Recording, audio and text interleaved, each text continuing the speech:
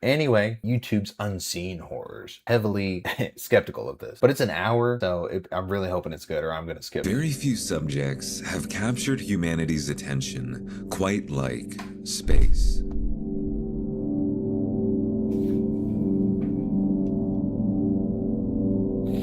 Something that seems so close, yet so far away. Something we have spent our entire existence do we know more about space than we do the ocean? I actually have no idea. The percentage of space would be way less, right? Because the ocean's on the planet and space holds the planet. I'm an idiot. Trying to figure out, but something that has remained largely a mystery. And because of this, something to be feared. But perhaps the true horror lies beneath the stars. Dude, I'm already wanting to 1.5 this. This is slow.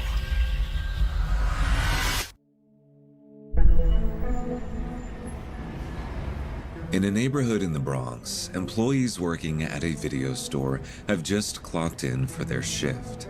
While getting things ready for the day, one employee in particular ties up a garbage bag and carries it outside to the dumpster. That thing ain't even full at all. Like, that ain't even a great way to tie it.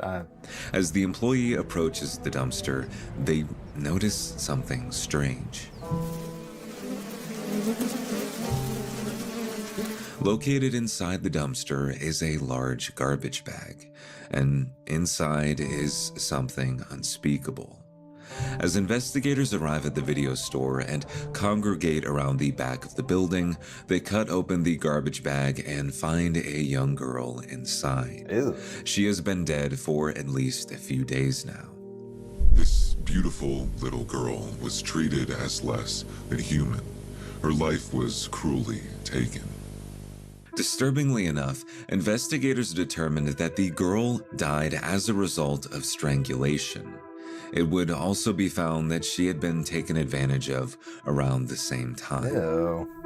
DNA tests Does this have to do with the employee, though? He did would it? ultimately trace the identity of the girl back to Minnerly's Soriano. Minnie, as she would often be referred to, was only 13 at the time of her death. But Damn, that's sad, as police and investigators began the search for Minnie's killer, they would soon run into a number of problems. Not only did they have no immediate leads as to who might want to do something like this to Minnie, but given the rudimentary DNA technology of 1999, they weren't going to be able to get anywhere very fast. 99? What time did it get, like, good? Yeah, the 1980. Oh, and then more so in the 2000s. So it probably just took forever and it was, like, out of reach of a lot of people. With each passing year, Minnie's case would eventually be put to the wayside. It would stay there for another 20 years before some disturbing new information was discovered. One piece of key evidence from Minnie's case came in the form of the sweatshirt that she was wearing at the time of her death.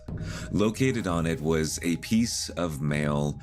Oh, and they just had to wait until they could do the research for the DNA? Okay. DNA that couldn't be matched with anyone in the databases available at the time.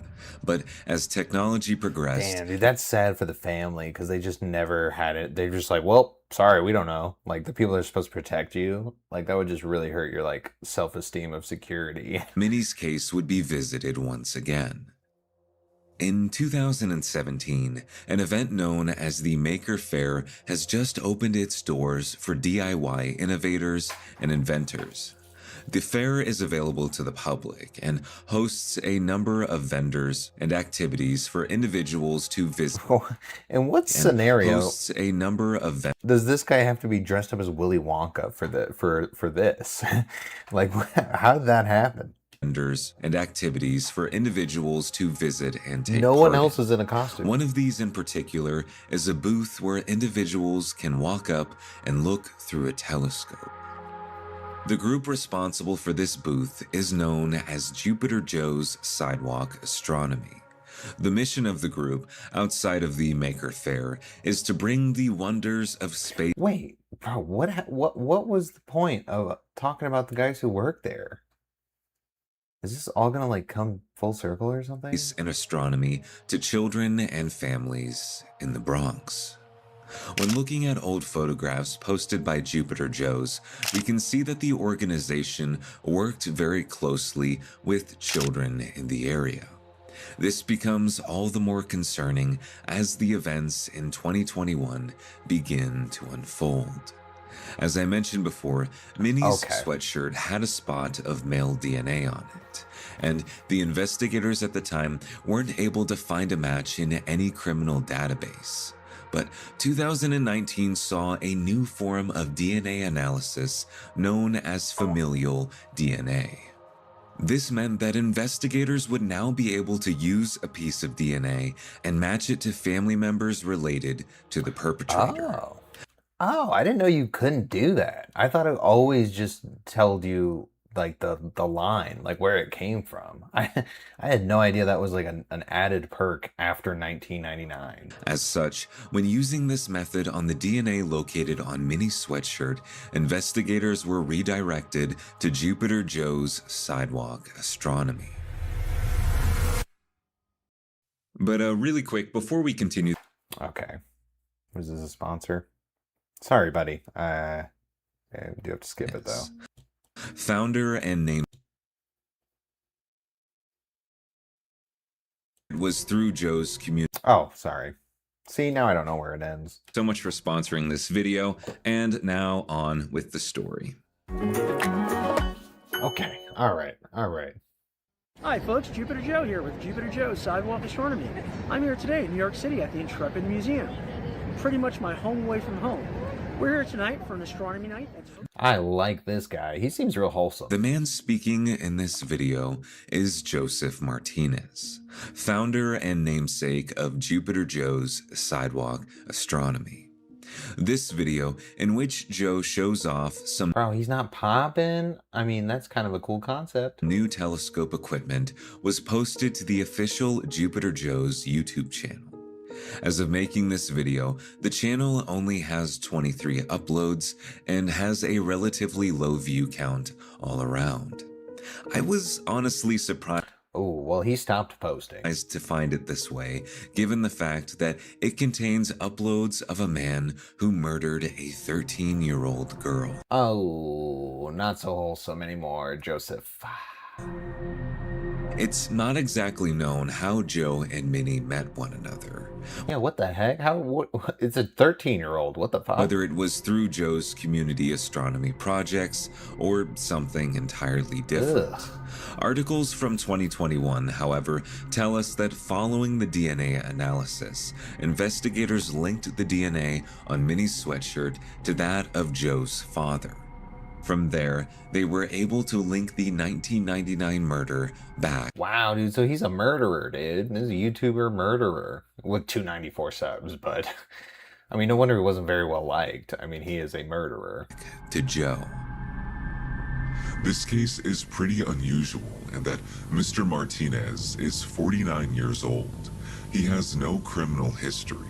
It's unusual that a 49-year-old man would have his first criminal contact. What age do you think they would actually start committing crimes if you're like fresh, you've never done anything like that? I feel like at the older years, like 49, 50. Like I'm like, what? Well, I'm trying to live fast for the last 10 years or something, you know? Like, when on average do they start committing crimes if it's not in their 20s? At this age, he denies these allegations. Joe would eventually plead guilty to Minnie's murder in November of 2025. Good. What a loser, dude. He has since been given 25 years to life in prison. To say that the Jupiter Joe's YouTube channel is unsettling might be an understatement. Wow. Not only is it weird, dude, how did he find that? How did he find out it was connected? To watch a man who took the life of a young girl casually record an unboxing video, but there are many uploads on the channel in which Joe is working directly with young children. Yeah.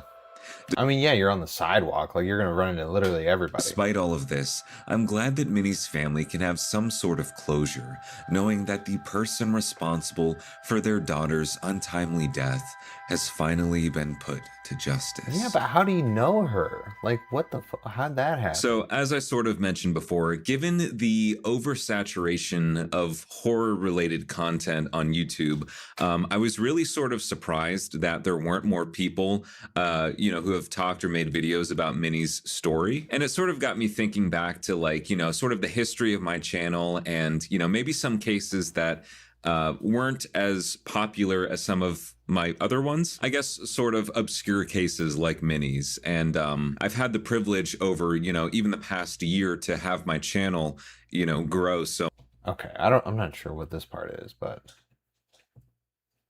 subscribe to something sinister. Yeah, it was just a sub call out. Okay. This is DJ Jones. He enjoys hunting, fishing, and all things outdoors. But as a Reddit post in 2022 would reveal, DJ was kayaking in the middle of a river. Now, is he a murderer too? When he discovered something terrifying. He looks like a nice guy, so I don't trust my instincts. What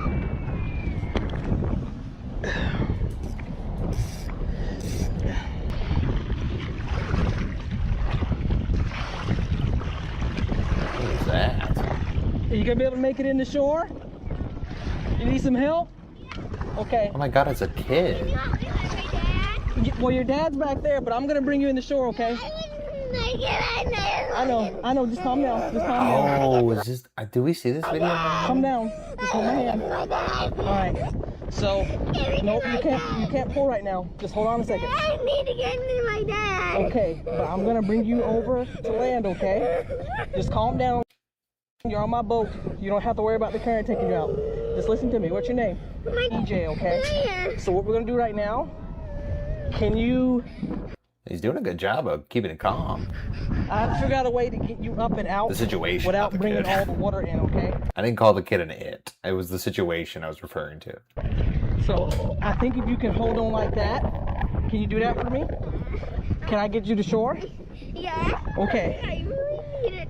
Yep, okay. So, really need it. and then you'll be able to land on the dock, okay?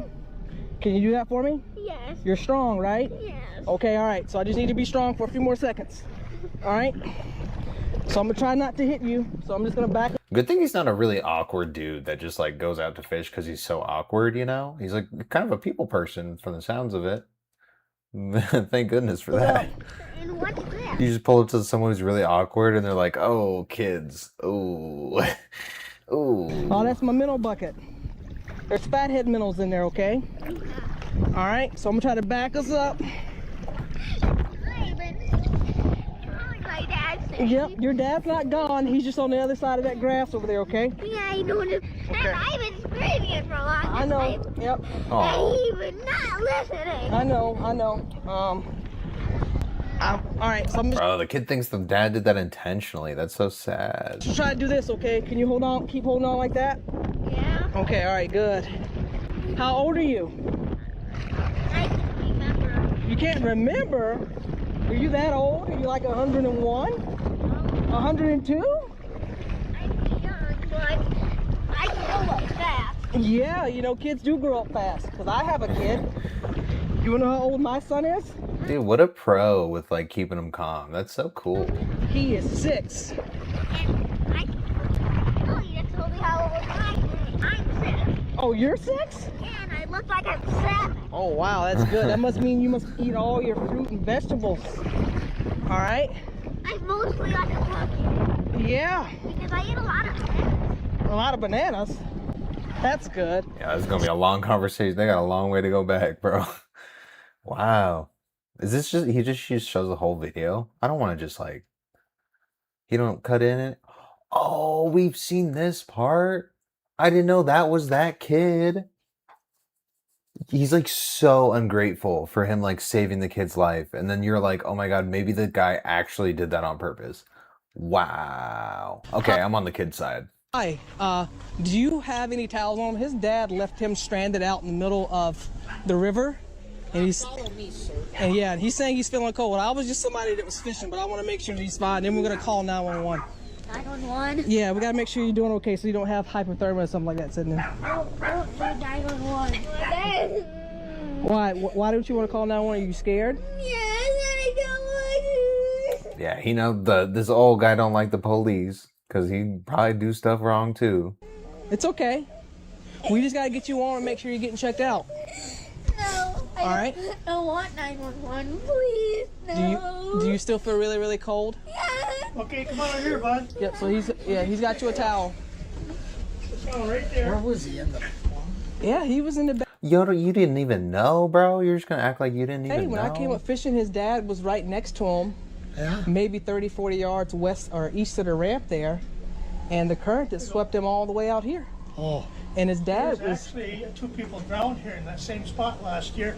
Where's his dad? He don't know these people? Well, it was just one of those things where I thought his dad was coming because his dad has a sailboat right there, and he's still not coming. So hasn't came in and checked in on him. So Okay, just pull this up over your head now. yeah, Oh, okay. I kind of thought these guys were like guardians or something of the kids. So I thought they were just like ungrateful. we just gotta make sure we get you warm and that you're gonna be okay because we don't. I don't want 911. Okay. Please.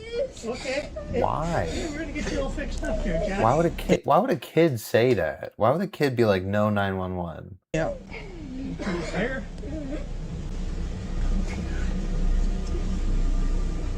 That feels better, huh? Yeah. Yeah. You're still shivering. Oh, dude, maybe I was right. Maybe the dad shows up and he's not grateful. You must still be pretty cold. Yeah. Right there. Because I don't know how long he had been out there in the water prior to me showing up either. So I just want to make sure he doesn't have hypothermia or anything like that that's going to set in. I don't think it's going to be that drastic with the. I think this is when he shows up.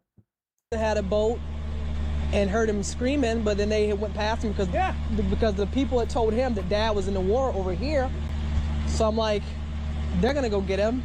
And they didn't. They just drove past him, and then he started screaming even louder. So then I just cut my line and paddled up, and he grabbed onto the side of my kayak, and I just made sure that he could hold on long enough because I was going to try to lift him up in the kayak, but I told him. Dude, where's the dad? Where's the dad? After his drunk dad left him behind. Wow. Might be seeing each other again. Oh, that's him? This drunk fuck? Once again, thank you. And we might be seeing each other again. The heading on the Reddit post containing this video reads, Wow, yeah. What a loser, dude. Holy shit. That's why he said no 911. The kid clearly has been told 911 means bad. Kayaker saves 6-year-old boy in lake after his drunk dad left him behind. As commenters have pointed out, it's very clear that the boy's father has been drinking. And though his story of the wind sweeping the boy out in the water Oh, he said the wind did it? That's insane. might be partially true, it begs the question, why did he never go after him?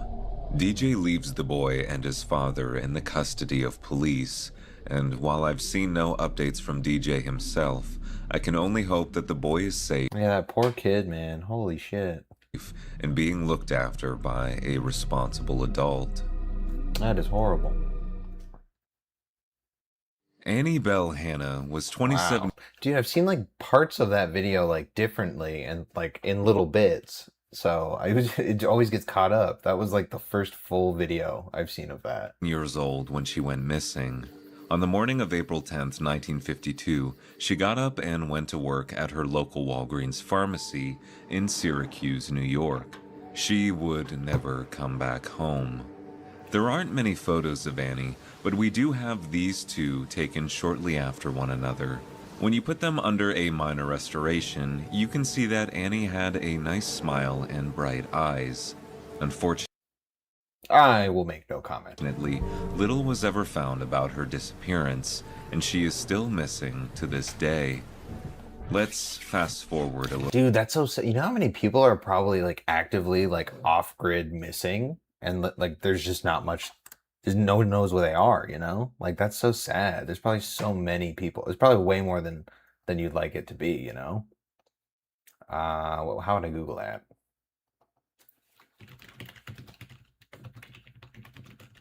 Go unfound in US. Holy fuck? 600,000? Annually 600,000? What, bro? No way. Well, the vast majority of cases are resolved quickly. Okay, that's many cases. Tens of thousands of individuals become long-term cases at any given time. They're roughly 20,000. That's crazy, bro. 20,000 people just nobody knows. Wow, dude, that's sad as fuck. And that's wait, that's annually too? Oh, at any given time, they're roughly 20,000. What happens to the rest? Like, do they at a time out? Do they stop looking at a certain point? Bro, so sad. I don't even want to think about it. A little bit. It's now July of 1988, and a 12-year-old boy is digging in his backyard when he comes across something terrifying. Beneath the dirt are the skeletal remains of a young woman who has been buried there head first. She's believed to have died in the late 50s to early 60s. The kid dug up the body by accident? Which was well before the 12-year-old boy's house was even built.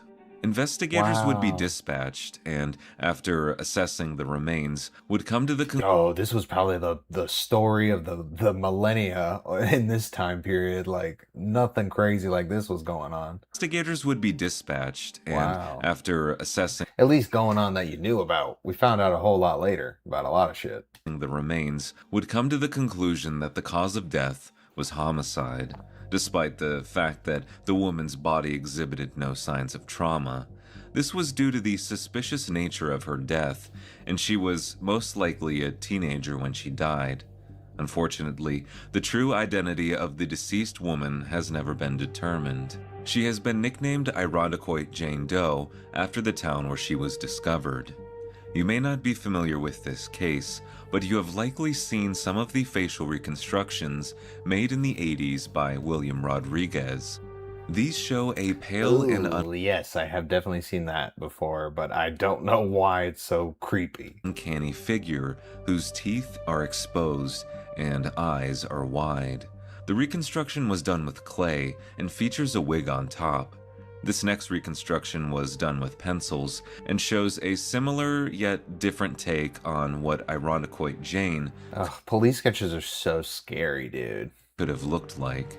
Nonetheless, the drawing is very eerie, whether it be because the eyes are piercing or I mean, it's not even that creepy, the drawing, but it's still creepy. It's like baseline creepy if it's a sketch like that. Because we know that this girl potentially suffered a horrific death.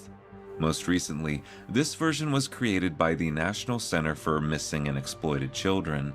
It's 3D and shows a side-to-side rendering. Damn, you bet the 20,000, most of them are like probably like the younger side of things. That's so sad. What's interesting is that this young girl disappeared in the 1950s, and it's hard to believe that in a small town like Irondequoit, nobody would bat an eye. Yeah, bro, but the 50s. I mean, come on, you could probably get away with almost anything in the 50s. You would think that a missing child would lead to some sort of news coverage or some type of written evidence, but as far as we know, it's like this girl never existed in the first place. This has led a lot of people to believe that the girl was not a local, but instead from another city. Perhaps this city was Syracuse, and Irondequoit Jane Doe is actually Annie Bell Hannah. I mean, are we gonna say that's like a that's not gonna actually, bro? That if you never saw the lady before and you're using that as a reference, Annie Bell Hannah. I don't think you're gonna find her, dude. That's not even like her. The whole teeth line is wrong, like in the picture. What the fuck? And why make this? Why we have the sketch? What is this for? Like, what? We're spending time making models instead of actually finding her? It's horrible. It's not good. That's better. You're gonna find her more easy with that. Annie's work was roughly an hour and 20 minutes away from where Irondequoit Jane Doe was eventually found. When it comes down to the few details that we do know, they match up surprisingly well. Annie was said to be between 5'2" and 5'5", and Irondequoit Jane was estimated to be between 4'10" and 5'5". Annie disappeared in 1952, which aligns almost perfectly with Irondequoit Jane's post-mortem interval of 30 years. This is Bro, they can narrow all of that down, but they can't find her? just a theory, however. There are a number of different possibilities as to the true identity of Irondequoit Jane Doe. I mean, you'd think it'd be easy to find missing people, right? You just like, I don't know, can't you just like scan body heat? Or does everything kind of pick up and you can't like identify a person? I don't know. I just feel like with the technology we have, we should be able to locate people. Like if we don't know their whereabouts, there should be something we can do to find out where people are at. Because they're not hiding in the city. They're like hiding in rural places where no one else is at. And as internet mysteries go, this one has remained unsolved. That's really sad though, dude. Especially to go unsolved. I feel like it might get you to be a ghost, which would be cool, but on the chance that that doesn't exist, that's so sad, especially for the family and the people you leave behind. When you think of claustrophobic videos, the image of a caver pushing themselves through a tight squeeze might come to mind. Bro, you gotta be so fed up with life to take this up as a hobby. You gotta just be like on the last straw. Videos of these thrill seekers have permeated the dark side of the internet. Stories where a routine cave diving expedition No view could be worth what he's going through right now. turns into a nightmare after one of the members can't free themselves from the cave's most narrow tunnels. But there's a new trend circulating on the internet, a trend in which the participants willingly put their lives on the line, their final moments spent in agonizing claustrophobia. Bog videos, what the fuck? Oh, I think I've seen this one.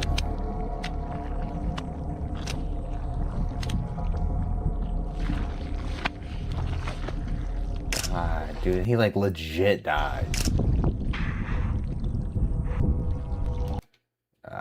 TikTok user. We will refer to them as Dog. The video you have just seen is labeled Day 5, and it is a part of a week-long series of videos. Wait, he didn't die? Where Dog dives into increasingly dangerous areas. This upload in particular seemingly shows Dog's final moments as he sinks to the bottom of a bog. By comparison, the first day brings us to July 3rd of this year. This entry is much tamer, showing Dog rolling around in what appears to be a shallow pool. Oh, bro, he got the taste from this, and he was like, I need to go more. I need to go deeper. I need to go a step further. Of mud. The That looks caption fun. reads, "Angle wasn't the best, but it was still fun. Ran, jumped into the quarry mud, and slogged my way across the other side. Was out of breath."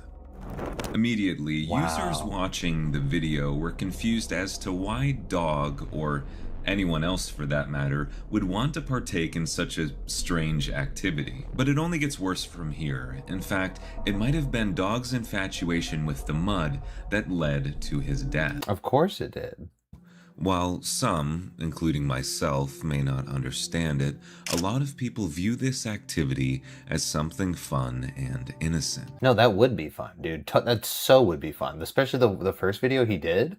And that would be like the best quantity of mud. Like he could still fit in it, but it wasn't like engulfing his whole body. He went way too far going into like a whole body one. Oh shit, maybe it's like that though, and he didn't even realize it was gonna sink. Bog jumping unsupervised, Whoa. alone, and in an isolated area, however, is a different story. What is it? Why does it form like that? What is it? How does a bog form?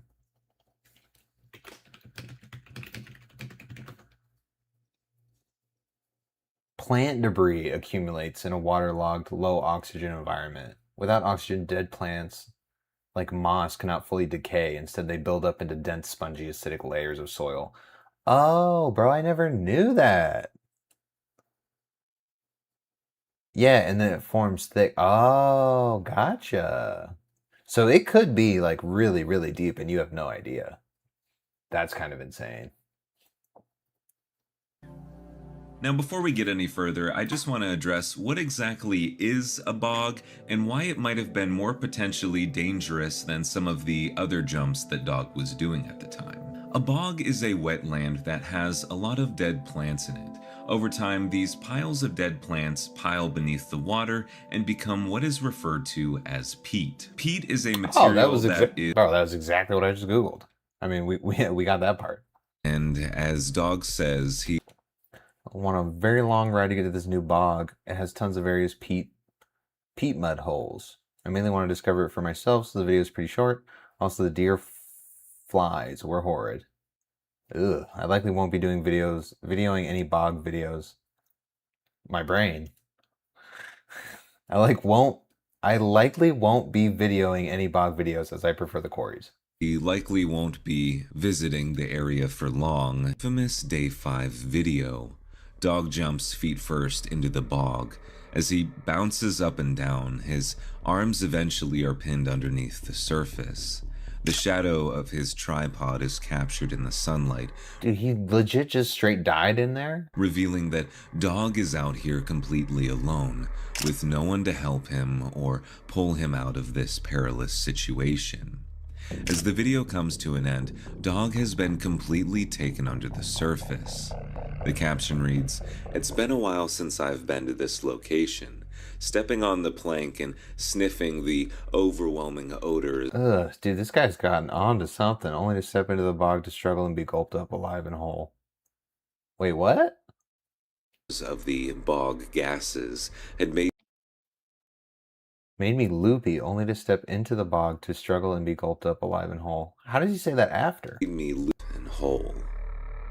As some commenters have pointed out, this caption, along with Dog's suggestive mask, has led a lot of people to believe that Dog's channel as a whole is some type of fetish. There exists a desire known as vor that some individuals have where it's basically the desire to be eaten or swallowed by another person or like some type of creature. And while these mud pits and bogs aren't necessarily people, jumping in one of them can give you the sensation. I'm not gonna lie, dude, that's a little bit of a stretch. Following this upload, Dog wouldn't post for a couple weeks, leading people to believe that someone found Dog's tripod and camera sitting on the edge of the bog, only to find Dog's decomposing remains beneath it. But on July 13th, the following video would be posted to Dog's TikTok page. Oh yeah, he went. Wait, that's the first one. Oh, that's in the video. Dog appears to be back at it again. The top comments on the video consistently ask to know how Dog survived the jump on day 5. Interestingly enough, the video is labeled as day 8. I was gonna say, why is it day 8? It should be day 6. Effectively skipping over 6 and 7. This also marks Dog's longest video, clocking in at just under 7 minutes in length. Damn. Just 2 days later, Bro, playing in mud for 7 minutes straight? Dog would leave us with the following caption. 30 degrees. Oh, dude, that looks so fun. Just 2 days later, Dog would leave us with the following caption. 30 degrees Celsius out. Mud felt great and really warm from the sun beating on it. Had a few people require another POV video, so I put my GoPro on Super View and put the head strap on. The video contains Dog's usual content of jumping into a pit and struggling to crawl back to the surface. Once again, the comments section is filled with comments asking Dog how he survived day 5. Dude, I just thought of it. Should I just put no? I could put no, and then people are gonna be like, oh. Despite this, Dog has not and Bro, that's a bot, dude. 100% that's a bot. continues to not acknowledge these concerns. Between this avoiding behavior and weird jump from day 5 to day 8, viewers are starting to suspect that the person running the account is not Dog, but instead someone entirely different.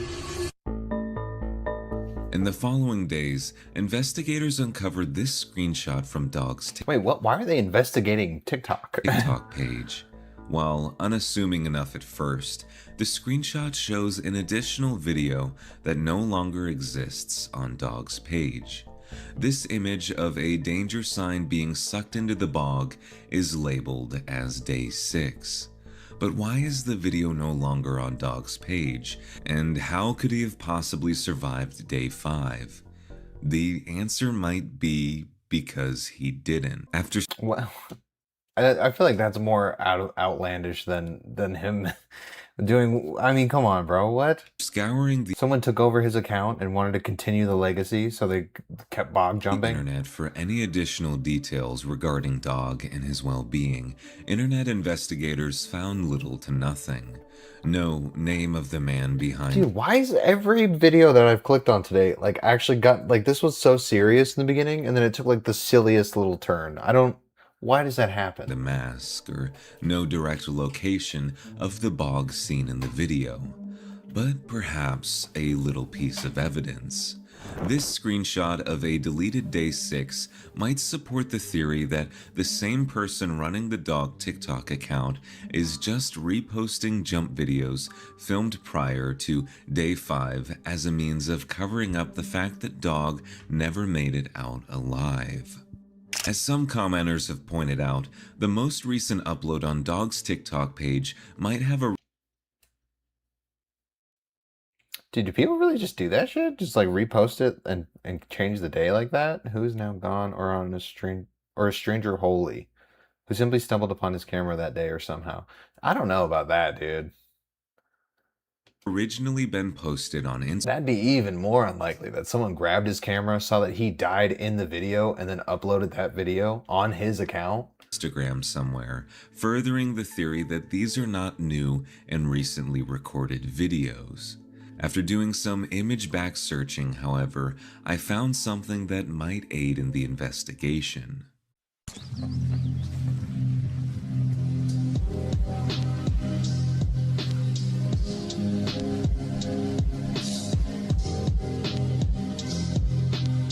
Well, see, if we're gonna be outlandish and stuff, like, well, let's just pretend he pulled the body out of the pit, the dead body, pulled the mask off, cleaned it off, and put it on. Am I in the right ballpark now? Are we kind of on the same level?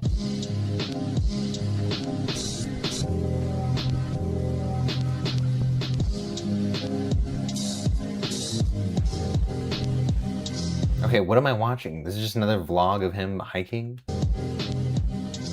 Doggy, and finding it was a little bit more difficult than it should have been. Dog doesn't link his accounts from social media page to page. Dog, bro, you gotta do that, man, so you get the reach, bro. And doesn't go by the same username. Ultimately, the videos posted to his TikTok are the shorter versions of the more long-form content Bro, that looks like some weird-ass fetish content, bro. he posts on his YouTube. Very similar to his TikTok, they all feature Dog visiting various mud pits and bogs and doing what he does best, all while wearing his unmistakable dog mask. I was surprised by the number of people watching his content, and Yeah, that is pretty shocking. There was thousands of views on his. most of the community is very I don't even have a mud fetish, but I want to try this at some point. Everyone's thinking this is fetish-based content. eager and enthusiastic about what Dog does. The page is currently home to 93 videos, and when sifting through them, I was able to find the infamous Day 5 video. Posted on October 23rd of 2023, the So his stuff just been getting reposted, and that's not even his account at all. video is titled Swallowed That's why he doesn't link them, bro. Alive and Whole. It's hardly any different from the clip posted to TikTok, the only difference showing Dog submerged underneath the bog for a couple seconds Oh, so he knows what he's doing, dude. He's like an experienced bog diver. longer. But all in all, it doesn't answer the question of how Dog managed to survive this, if he did at all. The direct Bro, it was an older video. Yes, he did. He kept posting on YouTube. What do you mean? videos posted after the Day 5 video show Dog in a light in which we have yet to see. He uses the GoPro camera to show his backside as he Oh. wears a very Okay, we don't need that. revealing Speedo. All the meanwhile, he is Well, he's making fetish content. That's not crazy. trudging through the thick mud beneath him. At the end of the day, I found no evidence of Dog ever addressing what exactly happened on day 5. I think it's safe to assume that he survived the incident and continued to post as usual. Yeah, dude, he is a bog, like, obsessed guy. Like, it's not shocking at all that he did that and survived. Like, why are we constantly thinking he died? I thought he died because people were just saying that, and I saw that video with no other context. This clip from June 13th of 2024 shows Dog in a very similar environment to the one on day Yo, I'm 5. sorry, are we still talking about this guy, though? I'm honestly chill off that. Like, His content. It's difficult to say whether or not they all belong to Sorry. Let me go back, because I think he just changed it up. I got impatient. Dog in a very similar environment to the one on day 5. And though I think it's kind of strange that Dog has not answered his audience following the events of day 5, throughout my research I found that Dog is not very interactive with his audience at all. I have yet to see him reply to a single comment before the day 5 incident and even after the day 5 incident. For all we know, he doesn't read comments whatsoever and doesn't know that people are concerned in the first place. And as I was doing research on Dog, I sort of uncovered a rabbit hole that I wish that I wouldn't have. As briefly mentioned before, one of the big draws to Dog and his content is that it touches on a unique fetish. I mean, that looks fun, though. Come on. Like, that's gotta be so fun to do. Desire to be swallowed or eaten. Dog was the first channel I ever stumbled across that addressed this type of fixation. But is it weird that I feel like that's not the same as, like, cave diving? Like, I feel like this is a much more tame version of what you could get out of cave diving, I guess. People say they do it for, like, the scenery and the views. So you travel through the little tight things so you can see some cool shit. That sounds dumb to me. during my research, it turns out This is cool, though. Like, I mean, you're not gonna...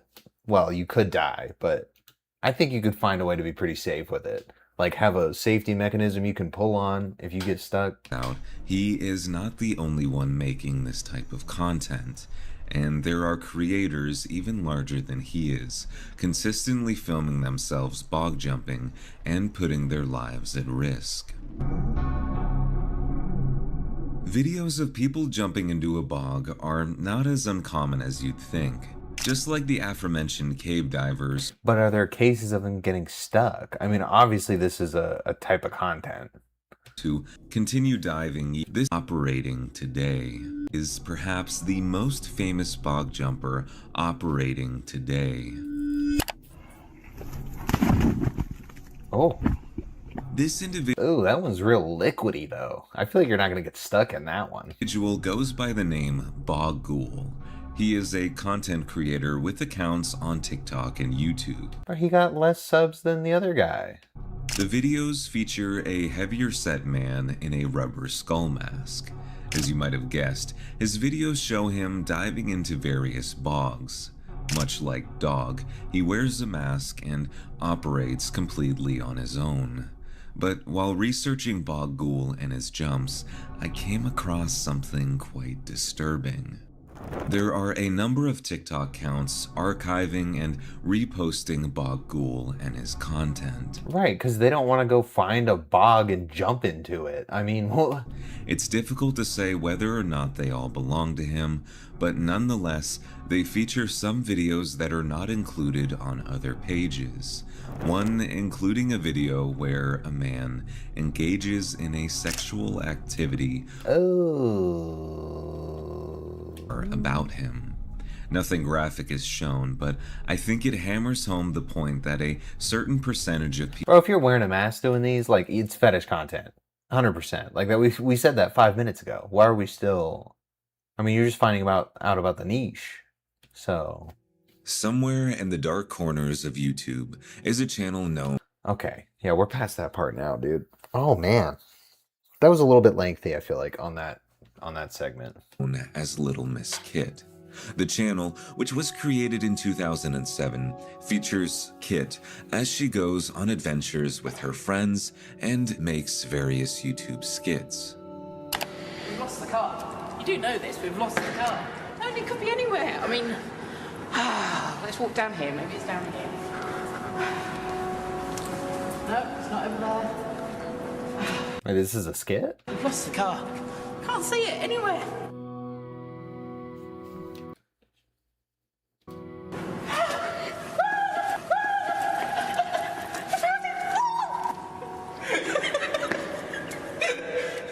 This upload of Kid looking for her car in a large empty parking garage would gain over 100,000 views. By 2007 YouTube standards, this was very impressive. Oh yeah, 07? That's funny. Kit's audience would continue to grow over the course of the year. During this time, she uploaded a total of 15 videos. But following 2007, the channel would be abandoned. Towards the end of her uploads, Kit's videos featured her and her friends, all of which were part of a community known as Nerd Fighters. This was a community created by the Green brothers, which encouraged individuals to take pride in what Oh dude, yeah, that's like early 2000s. Others may consider to be unpopular or nerdy behavior.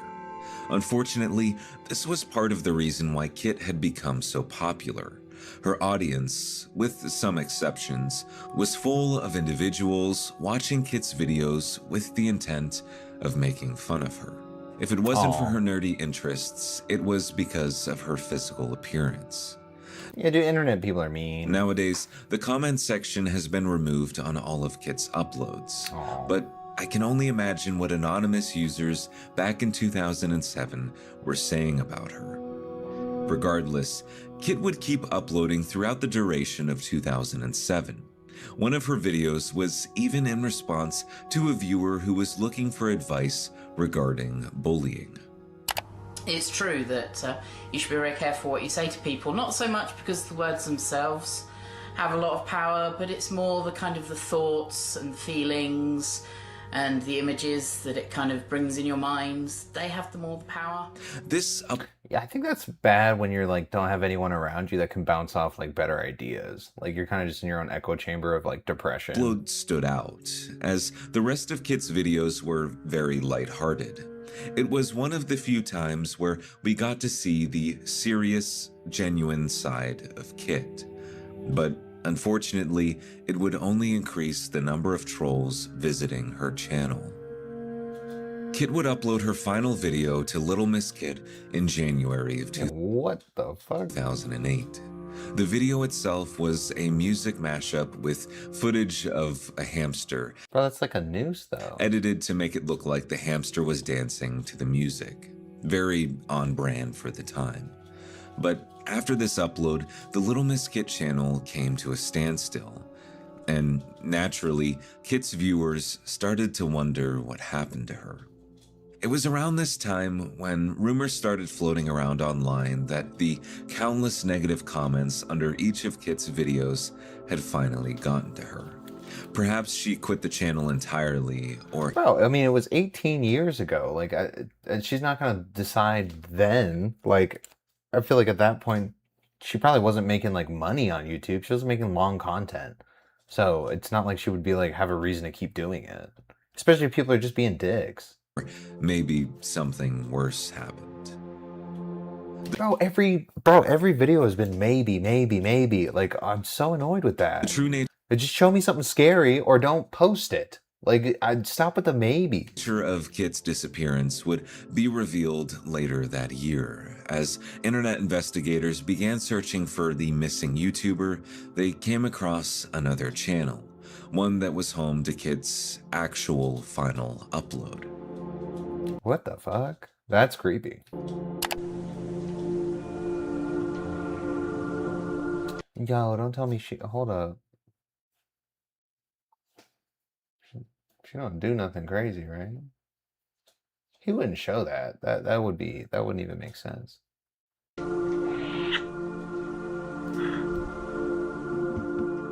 This 9-second video was the only upload posted to the Little Miss Kid response account. In it, Kid appears to blow the camera a kiss, signaling a final farewell. Unfortunately, this video wouldn't help lower suspicions that the reason Kid was no longer posting videos was because she was dead. So yes, I'm excited about Christmas. Bouncy, bouncy, bouncy. Not so much because the presents, don't really know what I'm getting. Don't really want anything, really. Oh, there's a few things I want, but I don't know if I'll get them, but we'll see. Mainly I'm just looking forward to lots of time off work, seeing my family. Bro, she just stopped posting because people were mean. And getting rather drunk. Why not? What are we doing? As time went on, former viewers of Little Miss Kid continued to check back on the channel to see if Kid had returned, but each time they would be met with the same abandoned channel. Yeah, bro, she just didn't come back. Like, what the fuck? And then they're gonna do the meme thing of her being dead, which doesn't make it true. I want to believe it. I want to say that didn't happen. That's all some big joke, and that she's really just laughing all us, but she wouldn't do that, This is real.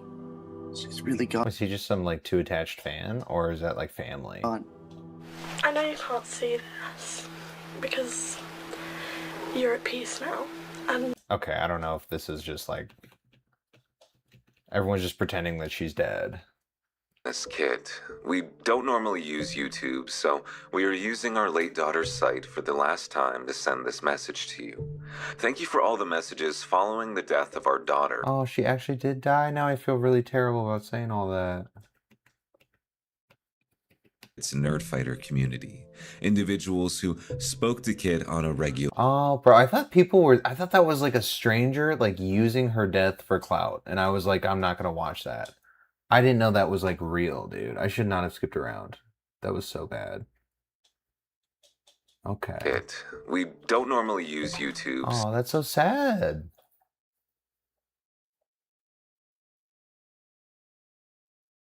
Damn, dude. So, we are using our late daughter's site for the last time to send this message to you. Thank you for all the messages following the death of our daughter, who you knew as Little Miss Kid. Damn, I'm moving on, dude. That's so sad. Video editing software in order to get a following. And when it came to you... Wait, what? The idea... I'll start like right there. I gotta pee so bad, like terribly. So give me like 30 seconds.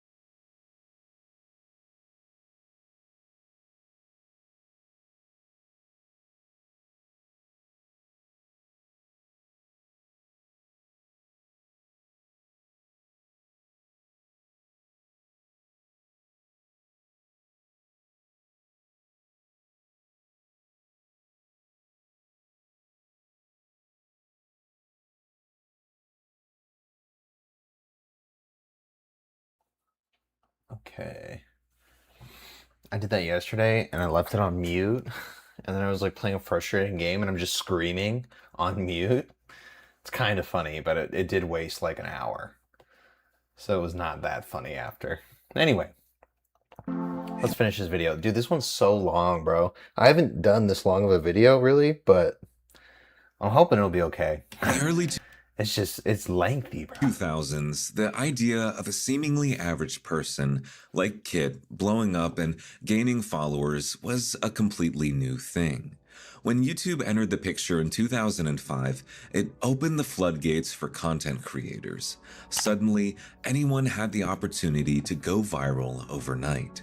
This led to a founding generation. Yeah, bro, now that I think about it, she probably would have kept posting. She, like, did it for so long, you know? She probably just enjoyed doing it and didn't care about the hate, which is the way to go, because people are gonna be haters, so just don't pay any attention to them. Of creators who would pave the way for future YouTubers. Back then, you didn't have to have the most expensive equipment or high-end video editing software in order to get a following. And when it came but it was because it was unsaturated. Nobody was doing it. Like, people are funny, dude. So now you have to be, like, next level to be able to do it at all. Like, a lot of people are funny. And then it just comes down to consistency. So you could be less funny but more consistent.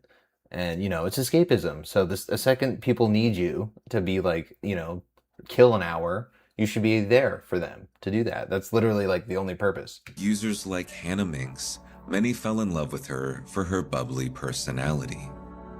Terraform is used like every 5 seconds when speaking Japanese, so you better learn it.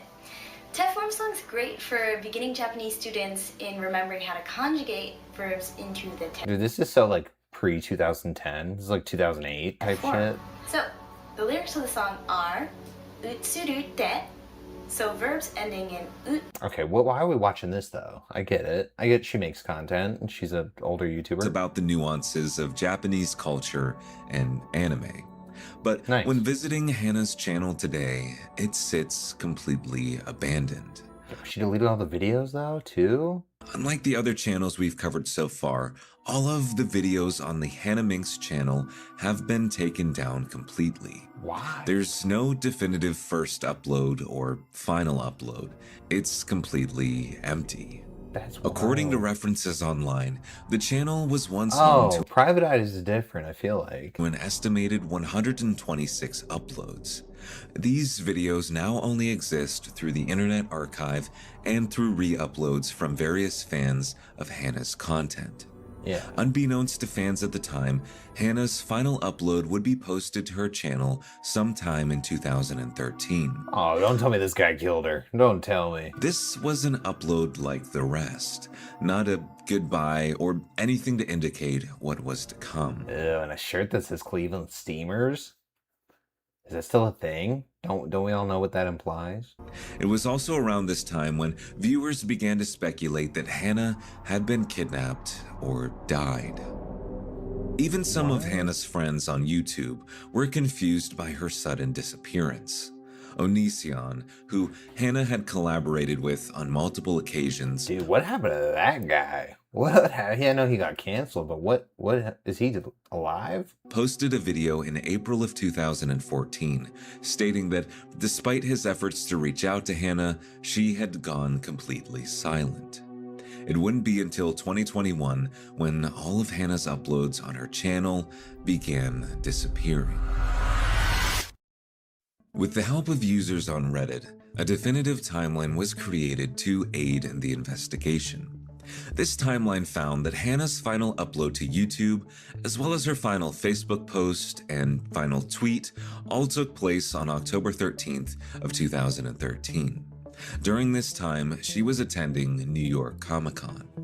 This is where rumors that Hannah had been kidnapped. Oh, and I feel like at this point, you wouldn't want to, like, dip on your whole, like, content thing with the point where she was at. Like, she was probably, like, top percent YouTubers. Because it was so not saturated. Really started to gain traction.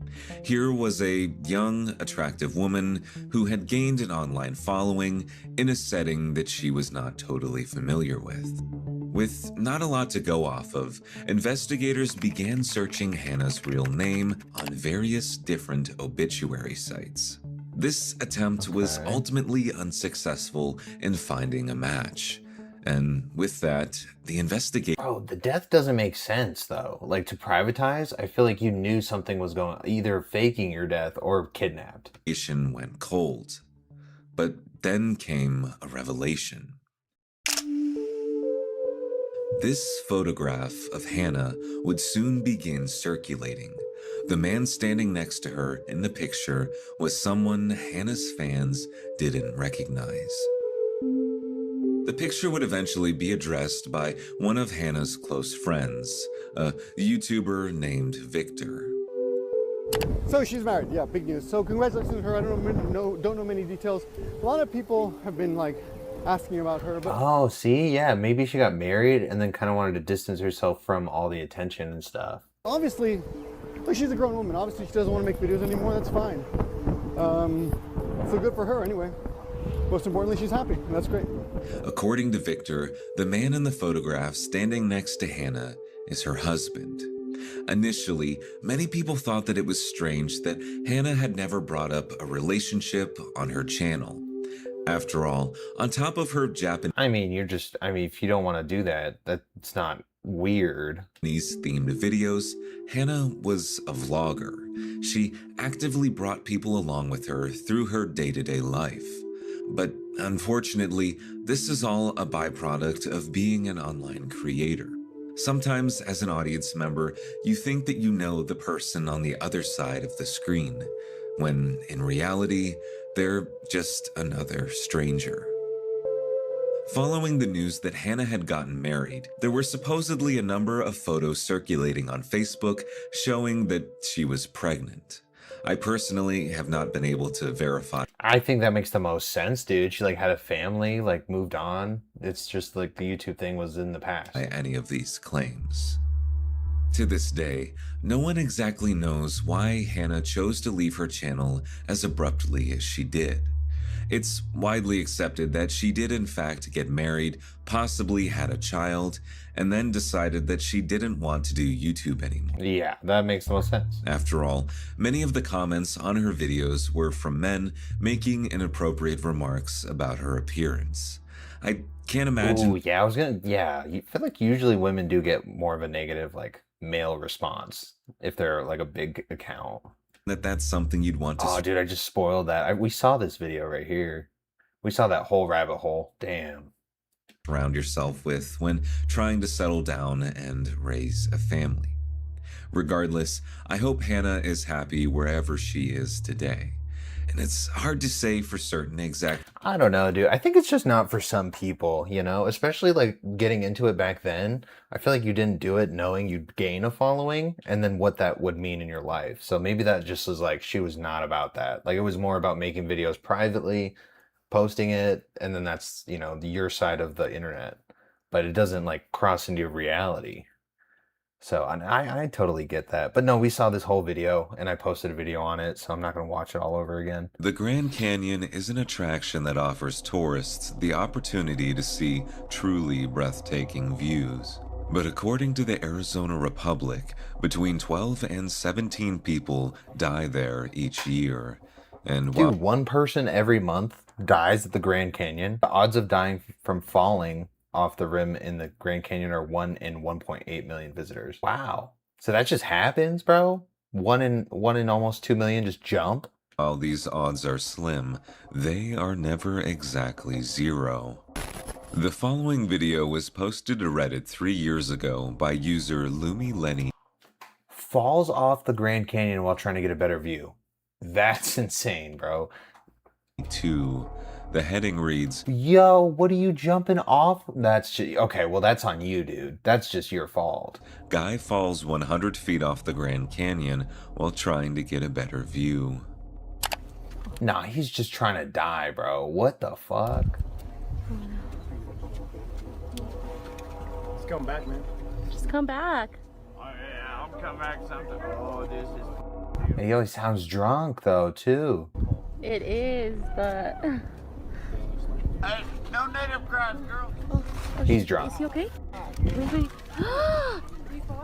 Oh no. Oh no.